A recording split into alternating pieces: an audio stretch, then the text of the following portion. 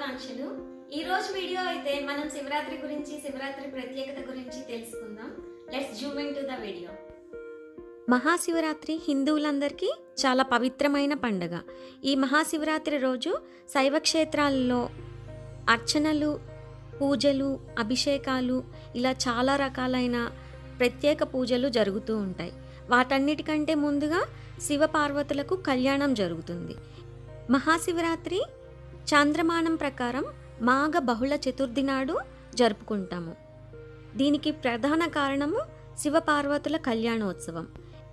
స్వయం జ్యోతిర్లింగాలలో ఒకటైన శ్రీశైల క్షేత్రంలో ఈ మహాశివరాత్రి ఉత్సవం చాలా బాగా జరుపుకుంటారు.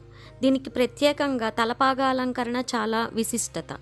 ఈ శ్రీశైలంలో 9 రోజులు బ్రహ్మోత్సవం జరుపుకుంటారు. మాఘ బహుళ చతుర్థి రోజు మాత్రం మహాశివరాత్రి ఇంకా స్వామివారి కళ్యాణం జరుగుతుంది. ఈ తలపాగా అలంకరణ స్వామివారి ధ్వజస్తంభం నుండి మొదలుకొని ముఖద్వారంలో ఉన్న నందేశ్వరుడి వరకు ఇలా తెల్లని వస్త్రంతో తలపాగా అలంకరణ చేస్తారు. ఇది చాలా గొప్ప విశిష్టత.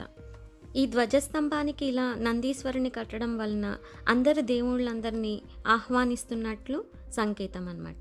ఇంతే కాకుండా అన్నకూటార్పణ, రథోత్సవం ఇలా చాలా రకాలైన ఉత్సవాలు జరుగుతూ ఉంటాయి ఈ శ్రీశైలంలో.